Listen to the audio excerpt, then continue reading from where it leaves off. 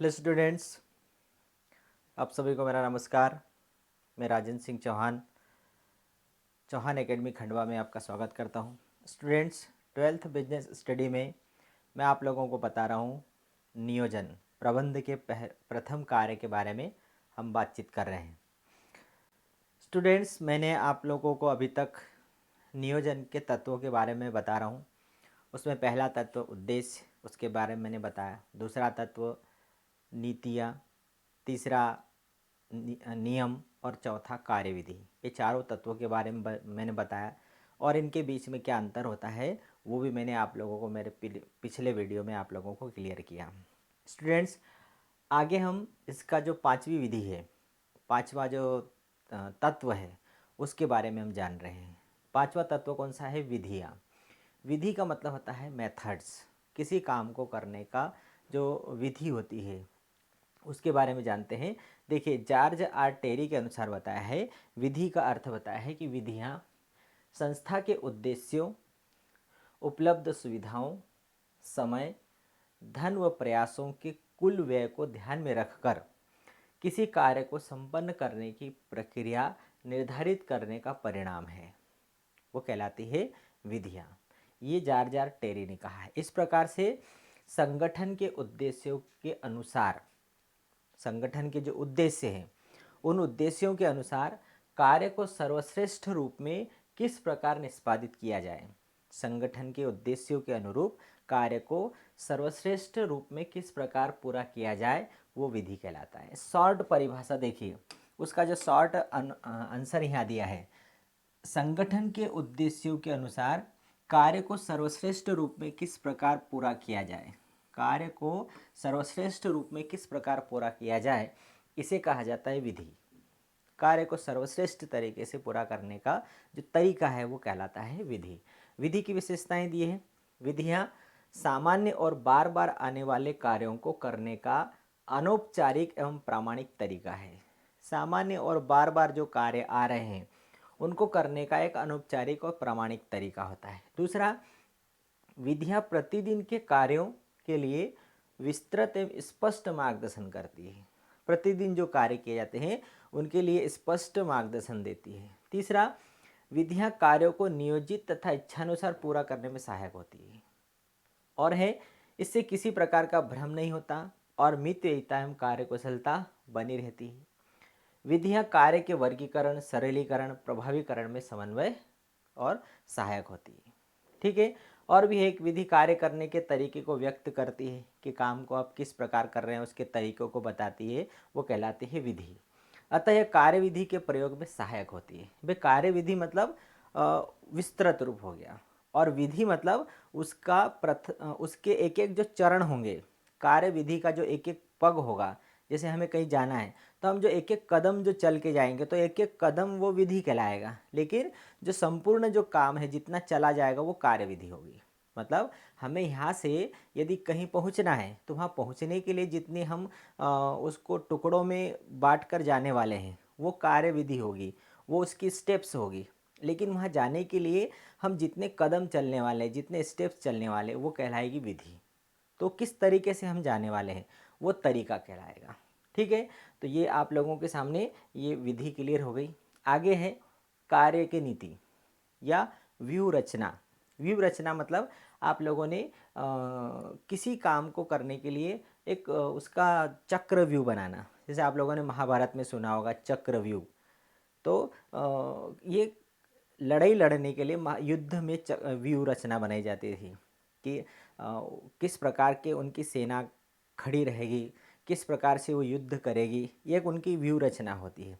तो कार्य की नीति किस प्रकार से करेंगे, जैसे चक्रव्यूह में अभिमन्यु को कि ये सब एक साथ उन्होंने एक चक्रव्यूह की रचना करी थी, ये उनकी एक नीति थी, कार्य करने की एक नीति होती है। तो यहाँ पर हम समझते हैं प्रत्येक योजना भविष्य से संबंधित होती है, हमें मालूम है। अतः उसके लिए निर्धारित कार्यक्रम के सफल क्रियान्वयन के लिए आवश्यक है कि उस संबंध में पहले से ही सभी बिंदुओं पर उचित कार्यनीति बना ली जाए। हर एक बिंदु पर एक कार्य की नीति बना ली जाए या उसकी व्यू रचना कर ली जाए। नियोजन में सामान्यतया यह कार्य नीति बनाई जाती है, परंतु उस समय इसे अपनाना अत्यंत आवश्यक हो जाता है, जबकि किसी विशिष्ट परिस्थिति का सामना करना पड़ता है। विशिष्ट परिस्थिति मतलब जैसे कड़ी प्रतियोगिता उत्पन्न हो जाए, कोई हमारे से ज़्यादा मजबूत कॉम्पिटिटर खड़ा हो जाए, किसी बाज़ार में अपनी वस्तु का प्रचार कर बिक्री बढ़ाना हो, बाजार में अपना प्रभुत्व कायम करना हो, अनुमान से अधिक वस्तु की मांग बढ़ गई हो और उसे पूरा करने के लिए कम समय होना, मंदी का सामना करना, ये सारी परिस्थितियों में एक बेस्ट स्ट्रेटेजी काम करती है।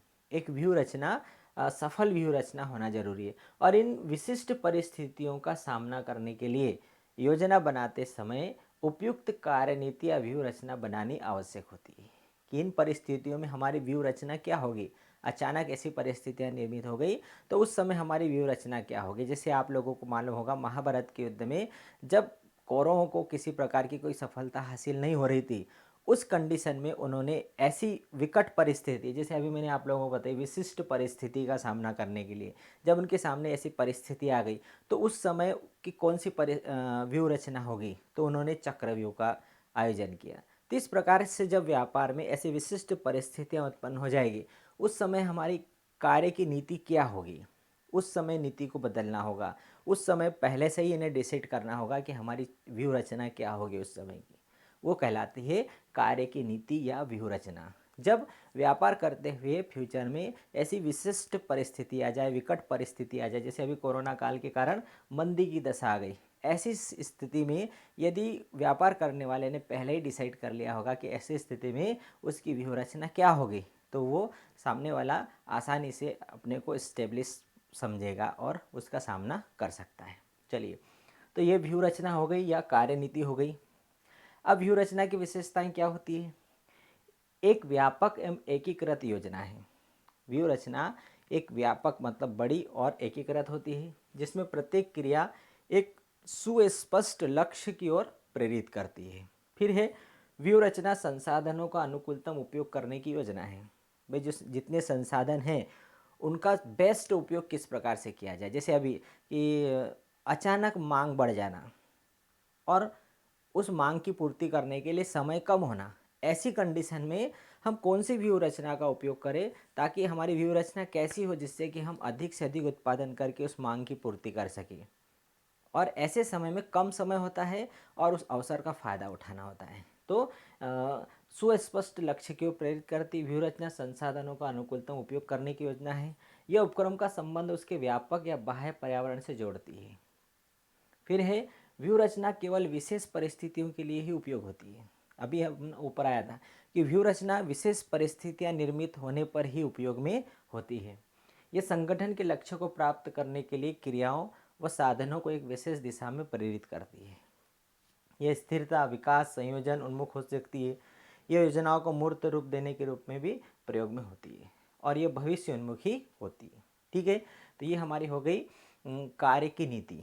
अब हम देखते हैं सातवां है हमारा कार्यक्रम, प्रोग्राम्स। हम दिन रात कई बार हमारे दैनिक जीवन में सुनते हैं कि वहाँ प्रोग्राम्स हो रहा है, ये प्रोग्राम है, वो प्रोग्राम, ये प्रोग्राम के बारे में सुनते हैं कि यहाँ पर ये कार्यक्रम हो रहा है। तो आखिर ये प्रोग्राम्स क्या होता है। तो लुइस ए एलन ने दिया है, कार्यक्रम एक उद्देश्य की प्राप्ति हेतु आवश्यक प्रयासों की श्रेणी है। एक उद्देश्यों की प्राप्ति हेतु आवश्यक प्रयासों की एक चैनल है जो प्राथमिकता के क्रम में व्यवस्थित होते हैं। वो जो प्रयास है उद्देश्य को प्राप्त करने के लिए जो प्रयास किए जाएंगे, प्रयत्न किए जाएंगे, जिस चैनल में प्रयत्न किए जाएंगे वो कैसे होंगे, प्राथमिकता के क्रम में व्यवस्थित होंगे। पहले, दूसरा, तीसरा, इस प्रकार से व्यवस्थित होंगे। वास्तव में कार्यक्रम का आशय कार्य की एक विशिष्ट रूपरेखा, कार्य की एक विशिष्ट रूपरेखा, उसकी रूपरेखा मतलब कि उसका एक समरी हम देखते हैं, वो कहलाती है रूपरेखा, जिसके अनुसार कार्य को करना होता है। जैसे मान लो हमारे यहाँ 26 जनवरी 15 अगस्त पे स्टेडियम पे जो प्रोग्राम होता है, कार्यक्रम होता है, तो उसकी रूपरेखा हम जानना चाहते हैं कि क्या क्या होगा।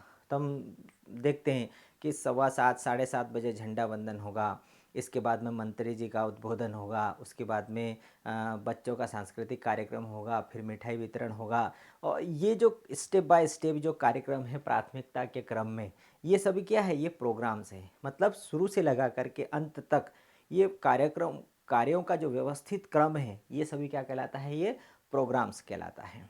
तो कार्यक्रम के अंतर्गत लक्ष्य या उद्देश्य, कार्यविधि, नियम, निर्धारित कार्य को पूरा करने के लिए क्या कदम उठाए जाए, साधनों का उपयोग, अन्य तत्व जो किसी कार्य को करने के लिए आवश्यक हो, सम्मिलित किए जाते हैं। इसमें सभी चीज़ें सम्मिलित की जाती है। ठीक है। अब कार्यक्रम के प्रकार होते हैं, अल्पकालीन कार्यक्रम भी होता है, दीर्घकालीन कार्यक्रम भी होता है, ठीक है, और सीमित कार्यक्रम भी होते हैं। चलिए आगे देखते हैं बजट। बजट क्या होता है?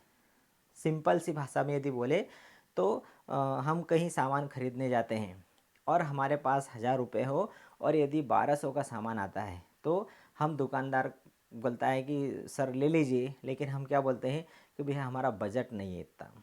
इसका मतलब कि आय और व्यय ये दोनों को देखा जाता है कि आय कितनी होगी और व्यय कितना होगा, इसका पहले से अनुमान लगाया जाता है, वो कहलाता है बजट।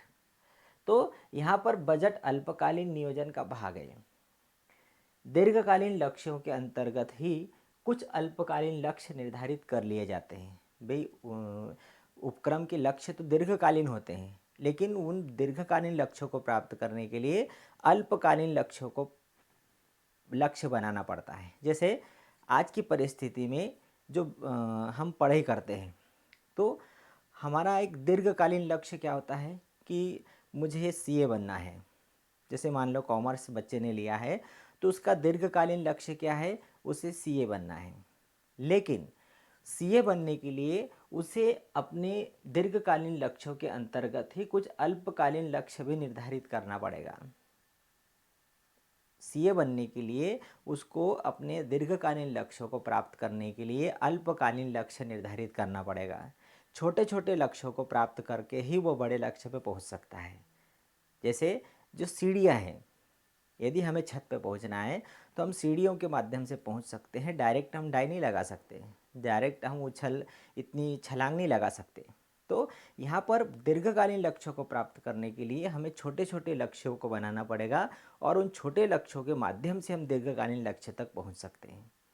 जैसे मान लो मुझे सीए बनना है तो मुझे कंप्यूटर का नॉलेज, मुझे अकाउंटिंग का नॉलेज, उसकी प्रैक्टिस, ये सारी चीज़ें मुझे करना पड़ेगी। जैसे जो अप्रेंटिसशिप होती है सीए बनने के लिए कि सीए के पास काम करना पड़ता है, तो कई बच्चे सीए के पास काम करते करते अकाउंटिंग सीख जाते हैं, अकाउंटिंग लिखने लग जाते हैं, अकाउंटिंग का काम करने लग जाते हैं और इसके माध्यम से वो आगे तक एक सफल सीए बन जाते हैं। तो यहाँ पर हमें दीर्घकालीन लक्ष्यों को प्राप्त करने के लिए छोटे छोटे लक्ष्यों को प्राप्त करना पड़ेगा और ये छोटे छोटे लक्ष्यों के लिए जो योजना होती है वो होते हैं बजट। विक्रय या उत्पादन का लक्ष्य, इनको उपयुक्त नीतियों के अंतर्गत कार्यान्वित करने के लिए संख्यात्मक रूप में बजट तैयार किया जाता है ताकि संसाधनों की व्यवस्था समय पर की जा सके।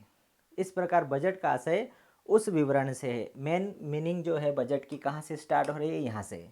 बजट का आशय क्या लिखोगे आप? बजट का आशय उस विवरण से है जिसमें संख्यात्मक रूप में विभिन्न साधनों के उपयोग के द्वारा अनुमानित परिणामों का विवरण दिया रहता है। इसके अंतर्गत सभी आय व व्ययों का ब्यौरा दिया रहता है। कहाँ कहाँ से आय होगी, कहाँ व्यय किया जाएगा, इसका ब्यौरा मतलब बजट। बजट के लिए आवश्यक नहीं है कि यह रुपयों में ही दिया जाए, इसे अन्य इकाइयों जैसे मनुष्य, घंटा, मशीन घंटा आदि में भी दिया जा सकता है। मतलब कि कितने मनुष्यों के लिए कितना समय होना, कितनी मशीन के लिए कितने घंटे लगेंगे, इसका भी बजट बताया जाता है। जैसे हमें कोई सा काम करना है, कोई सा काम कराना है, तो हम अनुमान लगाते हैं कि इस काम को करने में कितने मनुष्य लगेंगे और इतने मनुष्य कितने घंटे में काम को करेंगे। तो ये अनुमान क्या है, ये बजट है ये। लेकिन बजट हमेशा संख्यात्मक होता है, ये बात हमेशा ध्यान रखना। बजट का संबंध नियोजन एवं नियंत्रण दोनों से होता है। बजट का संबंध नियोजन से भी होता है और नियंत्रण से भी होता है। जब हम बजट तैयार करने पर विचार करते हैं अर्थात पूर्वानुमान लगाते हैं तो ये इसका संबंध किससे हो गया, नियोजन से हो गया। और जब परिणामों को मापने के लिए इसका उपयोग किया जाता है तो इसका संबंध किससे हो गया, नियंत्रण से हो गया। जब पूर्वानुमान किया जाएगा तो वो नियोजन से संबंधित है, और जब उसके परिणाम को देखा जाएगा तो वो किससे संबंधित है, नियंत्रण से संबंधित है। ठीक है, तो ये हमारा हो गया बजट। अब इसकी विशेषताएं देख लेते हैं। बजट की विशेषताएं क्या है? बजट की भूमिका दोहरी होती है, ये नियोजन से भी संबंध रखता है, नियंत्रण से भी संबंध रखता है। बजट के द्वारा निकट भविष्य में होने वाले व्ययों को अंकों में व्यक्त किया जाता है। आय और व्यय का पूर्वानुमान लगाया जाता है।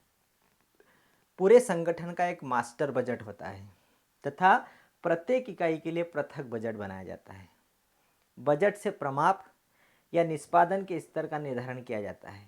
प्रमाप और निष्पादन, प्रमाप मतलब स्टैंडर्ड, जैसे हमने टारगेट बना लिया कि मुझे 80% बनाना है 12वीं में, और निष्पादन मेरे बने 70, तो ये दोनों में अंतर का पता लगाया जाता है बजट के माध्यम से। बजट में प्रमाप और निष्पादन ये दोनों को अध्ययन किया जाता है। बजट की अवधि सामान्यतः 1 वर्ष होती है, परंतु मासिक या त्रैमासिक बजट भी बनाए जा सकते हैं। बजट नियंत्रण प्रक्रिया के लिए अत्यंत आवश्यक होता है। बजट के द्वारा पूर्व निर्धारित लक्ष्यों की तुलना वास्तविकता से की जा सकती है। चलिए, तो ये हमारा हो गया बजट। ठीक है, अब हम चल देते हैं। हमने उद्देश्य और नीतियों के बारे में अंतर देख लिया था। अब हम देख लेते हैं नीतियाँ और नियम। इसको नहीं देखा था, इसमें अंतर क्या होता है, नीति में क्या अंतर होता है। अब हमने सारे 8 तत्वों को पढ़ लिया है, तो अब हम पढ़ते हैं कि इसको नीति और नियम ये दोनों में क्या अंतर होता है। तो आधार, नीतियाँ उद्देश्यों को प्राप्त करने के लिए बनाई जाती है, और नियम कार्यान्वयन के लिए नियम बनाए जाते हैं, या उसको हम क्या बोले, अनुशासन के लिए नियम बनाए जाते हैं। सिंपल भाषा में बता देता हूँ कि नीतियाँ उद्देश्यों की प्राप्ति के लिए बनाई जाती है, और नियम अनुशासन बनाए रखने के लिए बनाए जाते हैं। लोचता, नीतियाँ एक सूचनात्मक निर्देश होते हैं, इसमें परिवर्तन किया जा सकता है, नियमों में परिवर्तन नहीं किया जा सकता। परिस्थितियाँ, नीतियाँ सामान्य परिस्थितियों के लिए बनाई जाती है। नीतियाँ सामान्य परिस्थितियों के लिए बनती है। नियम अधिक विशिष्ट होते हैं तथा कार्य विशेष के लिए ही बनाए जाते हैं। और अपवाद, नीतियों का अपवाद हो सकता है, नियमों का अपवाद नहीं होता। मतलब ये अकाट्य होते हैं, नियम बदले नहीं जाते हैं, जबकि नीतियाँ अपवाद, नीतियों की जगह दूसरी नीति लागू की जा सकती है। तो ये 4 अंतर का आधार हो गया नीति और नियम में। चलिए और देखते हैं हम नियम और विधि में दिया गया अंतर, कि नियम में क्या अंतर है और विधि में क्या अंतर है। तो नियम और विधि में क्या अंतर, उद्देश्य, ये व्यवसाय में अनुशासन स्थापित करते हैं, और विधियाँ कार्यों में कुशलता उत्पन्न की जाती है। विधि से कार्य को कुशलता से किया जाता है, और नियम से अनुशासन बनाया जाता है। आधार, ये सूझबूझ पर आधारित होते हैं नियम, और ये अन्वेषण और विश्लेषण पर आधारित होते हैं। भाई विधि, हम अकाउंट्स करते हैं तो अकाउंट्स को करने का एक अच्छा तरीका, कुशल तरीका, वो किस पर से आता है, अन्वेषण और विश्लेषण पे आता है। हमने किसी सवाल को किया और उसका यदि हम विश्लेषण करेंगे तो कोई उसको और आसान तरीके से समझाता है। हर एक व्यक्ति का तरीका अलग अलग होता है। तो ये सब तरीके किस पर से आते हैं, अन्वेषण से आते हैं और विश्लेषण से आते हैं।